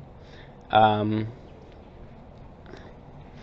don't really think the camera needs to be upgraded at all. I mean, if I'm able to find a good one that comes with a good microphone one day, maybe, but that's for whenever I'm able to get around to it. For now, what we have right now is totally fine. Keep the VORWs as a weekly program. Maintain an international service via shortwave radio as long as possible. And do a couple more idle minds too, you know. Mainly keep it as a review channel, but also add some more, as I said, personable aspects as well. That's really the big thing I want to do for 2017, because I like where the channel is right now and what I'm doing with it. So there aren't going to be any extreme changes. Rather, I just want to tweak it a little bit in the ways that I mentioned. What else? Yes, as I said, I might want to do a couple idle minds as well. That poses a few problems, though, because after that falling out with, you know, with those relatives, the idle minds would need to be done in a different setting, so who knows. But I guess that's and I know I would miss that, and I know other people would miss that too, and, you know, just there need to be, you know, I don't know what else to say. It just needs to be done in a different setting. But that's not going to stop me. That's really just the big plans for 2017.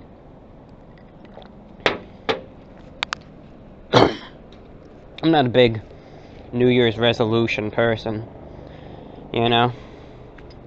I say, if I want to, make make a promise to better myself, I don't need New Year's just to motivate me to go ahead with it. So, I figure in terms of New Year's resolutions, I don't have any, but if you have any New Year's resolutions of your own, of course, I wish you good luck. If you want to lose weight, gain weight, make more money, go to the casinos, get a car, get a house, whatever it is that you want to do, wish you the best.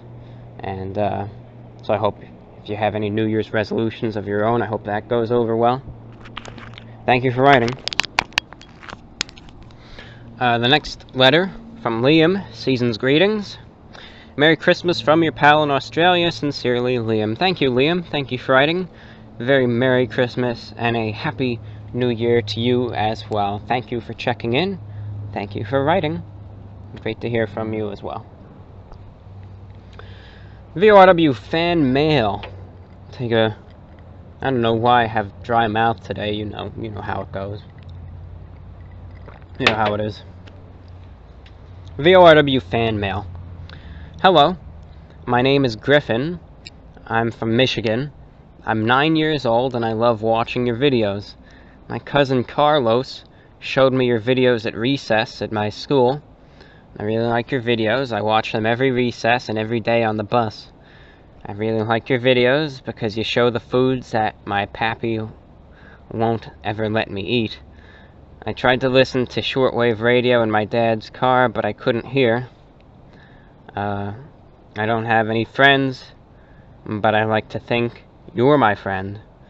I drew a picture in my computer time of you in your clothes and me doing a food review. I hope you like it and have a Merry Christmas. P.S.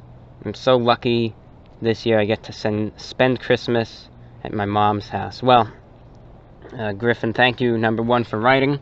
Part of me debates the fact whether that's a troll message or not, because I am rather doubtful that a 9-year-old would address a message to the VORW program.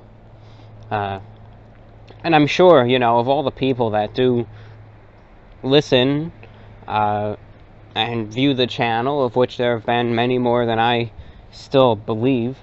I know that because I find myself getting recognized quite often and whatnot, and I still just can't wrap my mind around that. So I know there's more people, that at least view the channel in some way than I ever think do. And with that being said, I realize that there are people of every age and group that view the channel. You have people who are even in their 70s and 80s that have viewed the channel. And I'm sure you have people on the lower end of the spectrum as well. I know the median age of most people that view this channel is probably between, mostly adults, probably between, 18 and 40, though there are a lot of people easily between probably 40 and 60 that watch the channel as well. And granted, I know there were a few, of every age that watch the channel, so I'll give the benefit of the doubt. And hey, if you got me, you got me. But thank you for writing. Thank you for your comments. It's a pleasure to be, to help you out and to give you something to watch, and it's my pleasure, really. I remember it. I know I'm not that old of a person at all, but I remember when I was in elementary school, no one even had phones. It's funny how things have gone and advanced so quickly, but no one ever had any phones. You didn't even, when you got home, the only thing you used the computer for was just homework. I didn't browse the internet until I was older, definitely in my teens. So I lived my childhood without the internet. I did. I guess that doesn't really happen much anymore, but you know, I don't know. My source of entertainment as a child was my little scooter that I'd ride around the neighborhood on. My toy soldiers, you know, some Legos, and that's all I needed. That's all I needed to keep me occupied. Funny how things change, though, huh? Very. Changes so fast, too, you know? It really does. Alright, let's continue on. Hello, Review Bra. With your old school classy style, why do you not wear a watch? If you do, please forgive me, and tell me what it is. Thanks, from Rich. Thank you, Rich. Thanks for writing. For watches, I always like to wear a pocket watch. And I still have 2 pocket watches. One was given to me by my grandmother years ago. It's got the standard Arabic numbers. The other one was gifted to me by my father. It's a nice one. It's got the Roman numerals. That was my favorite one. Had a nice silver chain and all. And I would wear them on vests. And I'd also wear them, if I wasn't wearing a vest, I'd still wear it every day. I would simply attach it to my belt and just put it in my pocket and still wear it no matter what. I'm not one for fashion. I don't care how it looks or whatnot. I want a timepiece. But unfortunately, the 2 of them, they're battery operated and the batteries broke, so they're dead in the water. I don't even have them with me at this point. They're sitting at another house. But if I get my hands on them again, I'll put them back into commission because I miss them. They're good watches. They're very, very good watches. Wonderful timepieces. So that's what I use mostly, but right now I'm dead in the water. So what I do now in terms of timekeeping is I use my radio to keep the time, you know, because it has a little clock built in. So right now it says it's 2042 UTC, so I know that equates to around 3:42 p.m. Eastern, you know, so that's how I keep my time. Anyway, got a couple more emails, and then that'll be that. Let's see what this one entails. Next letter reads, Hey Review Bra, just wanted to say I love your videos, whether they be food reviews or VORWs. I think the way you act like yourself, no matter what others say, is really inspiring to a guy like me. All in all, I think you're a great, funny, down-to-earth guy who makes real quality videos. You're definitely someone I'd like to talk to in person sometime in the future, but alas, I live in Michigan. Anyway, keep up the good work. I'm rooting for you, my dude. Just wanted to show my support for you. Sincerely, Theo. P.S. I've been trying to practice drawing more so I can improve. So today, I decided to draw you. I wanted to show you if that's alright. Thank you for that drawing. Thank you very much. If you're alright with that, it's been featured in the VORW program. Very nice. Thank you very much for that. I hope you know, if anyone makes a work of fan art for the program, hope you know how much I appreciate the effort that you put into that. I mean, I myself, I'm not a drawer, you know. I'm good at making charts and maps, and that's it. I'm not good at actually drawing any scenes or people. Maybe some abstract work too, but that's it. And well, for all those of who do produce fan art for the program, you know, as I said, thank you. Thank you for all the effort that you you put in. It really does mean a lot, so thank you for that. Thank you very much. And he also adds, I forgot to ask, have you ever listened to Squirrel Nut Zippers? They're pretty good, at least in my opinion. Big band swing group, and I was wondering your opinion of them. I've never heard of them. That's an amusing name for a big band group. Let's search. No, they're real. They're a big band group. Originated in '93, Chapel Hill, North Carolina. And no, I haven't heard of them actually, but I'll definitely give them a listen. Thank you for the suggestion. Thank you very much. Those are all the emails that we have now in the Rep Week Interview 1 email address. So we have there. And so now let's see if there's anything in the VORW. A lot of letters for the radio program, which will be acknowledged there. But let's see. Anything? No, okay, just for the radio show, and all these will be acknowledged in the radio broadcast on WBCQ. Any music requests, etc., will of course be acknowledged there.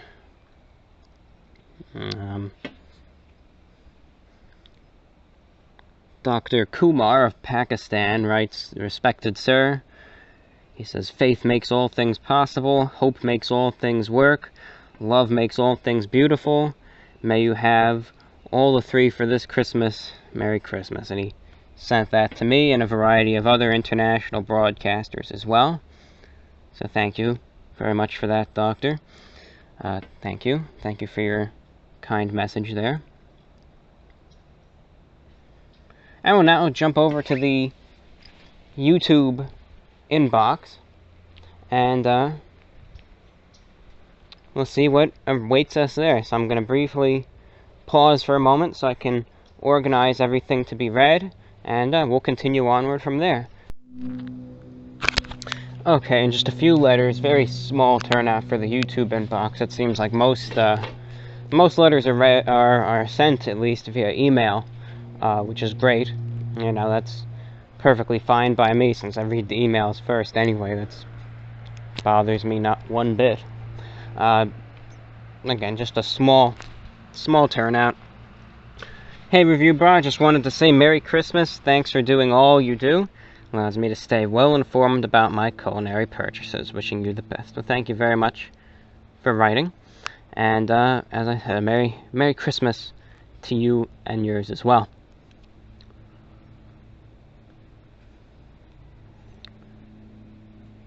Hey, Review Bra. Love your content as always. Loved it so much that I started a Tumblr blog to archive all future reviews. I've included links to your YouTube and Patreon so the Tumblr community can further support you. The link is review-bra.tumblr.com. You obviously can have full use of the blog if you wish. Let me know if anything needs to be changed. Hope you see this message, and hopefully we can stay in contact.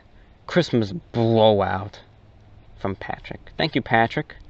Thank you. I'm looking at the blog right now, and no, looks completely fine. Very minimalistic. Nice design to it. No, it looks great. There's a few Review Bra Tumblr blogs on, or going at least already, but a lot of those are meme related materials, so nice to see a serious one that just showcases their reviews. Very nice. Thank you very much for your efforts, by the way. I wish your blog great success. Okay.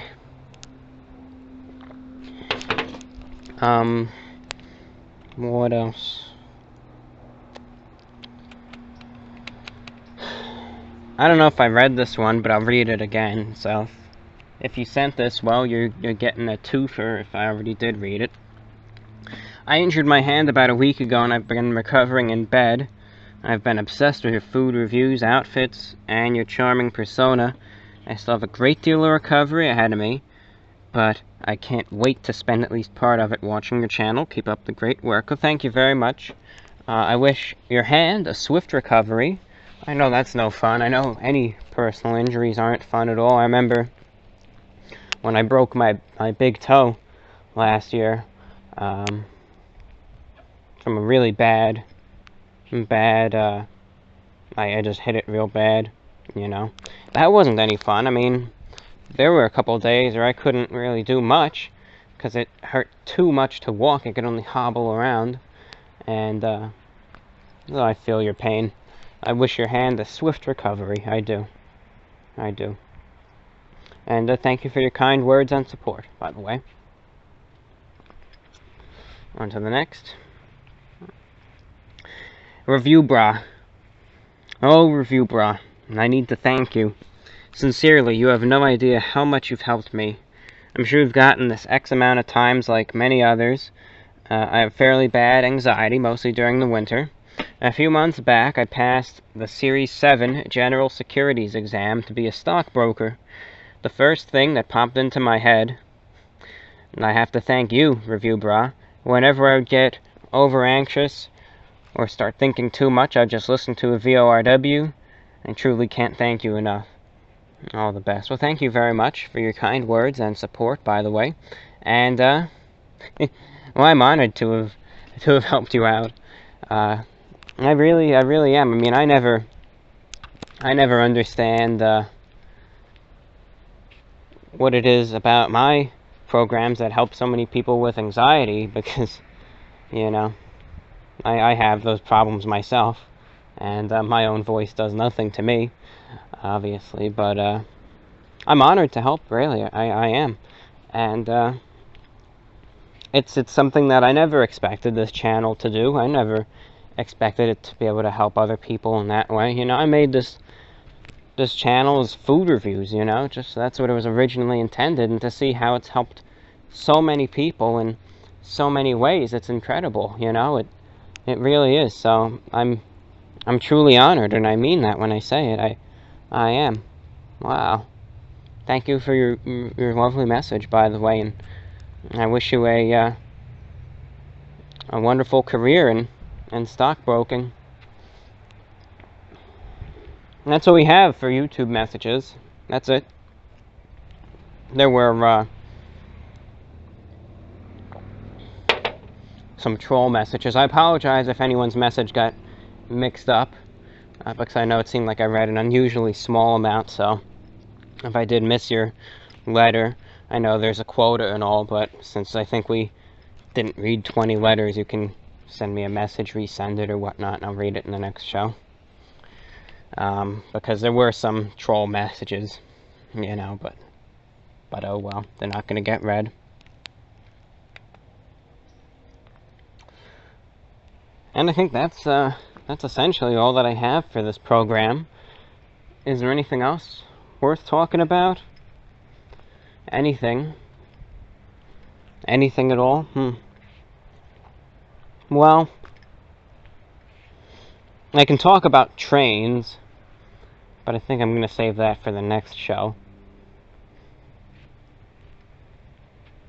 Yeah, I'm going to save that for the next one. Alright, ladies and gentlemen, that's all that I have for you today. This is VORW, the voice of the Report of the Week. Remember, ladies and gentlemen, tomorrow, Thursday, the 29th, be sure to check out VORW on Shortwave Radio. Actually, I want to read the statistics, by the way. Remembered that. I'll do that at the very end. I'll make these announcements first. Remember, VORW will be heard on Shortwave Radio tomorrow, the 29th, 8 p.m. Eastern. The frequency is 7490 kilohertz. If you own a shortwave radio, please try to tune in at that time. If you want to listen online, tune in radio or try the live stream on WBCQ.com. And remember that if you want to listen via an online shortwave receiver, try out those servers that I talked about earlier. And remember, just type in 7490, hit enter, and hit the little button that says AM. Alright, so thank you all for listening, and to all those of you who do listen I hope you enjoy the program on Shortwave. I really, truly do. And your feedback and comments are most certainly welcome. With that being said, ladies and gentlemen, if you're interested in writing to the online VORW for the next program, feel free to do so. One of three ways, as always: YouTube inbox, youtube.com/user/report of the week. Click on the About tab, send off the message there, and if you're more of an email person, repweekinterview1@gmail.com, repweekinterview1, the number 1 @gmail.com, or vorwinfo@gmail.com. That being said, let's check out the analytics for the heck of it. Since that's how I close off every VORW now, let's see. Let's see how the analytics look for the last VORW show. What was the last one? Number 135? 135, yeah. Okay. Audience retention. Let's look at this.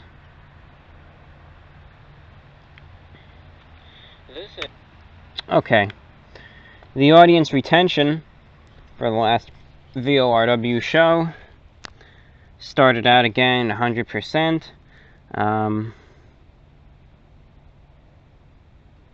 By a minute and 13 seconds, dropped to 36%. 2 minutes dropped already down to 27%. By 53 minutes, it dropped to 15%. Hour and 30 dropped to 10%.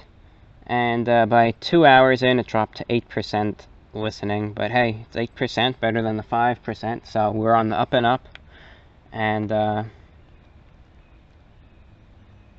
those with the highest view duration this time around, located in Moldova, followed by those in Georgia, the country, and Thailand. The United States, not far back either. And the lowest view duration is from unknown region. I guess that means we can have fun with that. For 2 seconds, someone in unknown region listens to VORW. Maybe they were on the ISS listening. The International Space Station, who knows. Following that, Pakistan at 6 seconds, Palestine at 7 seconds, and Luxembourg at 11 seconds. Alright, ladies and gentlemen, that's all that I have for you today. This is VORW, the voice of the Report of the Week, heard internationally via shortwave radio, and heard online via YouTube. Thank you for listening. Have a very wonderful and happy new year to you and your family. And, hey, I'll see you all in 2017. Have a happy new year. This is the last VORW of 2016. Been a great year. And come 2017, we'll maybe give a little year in review. Thank you for listening. This is VORW, the voice of the Report of the Week. Have a wonderful, happy, safe, and healthy new year. Thank you. Take care. This is the voice of the Report of the Week, signing off.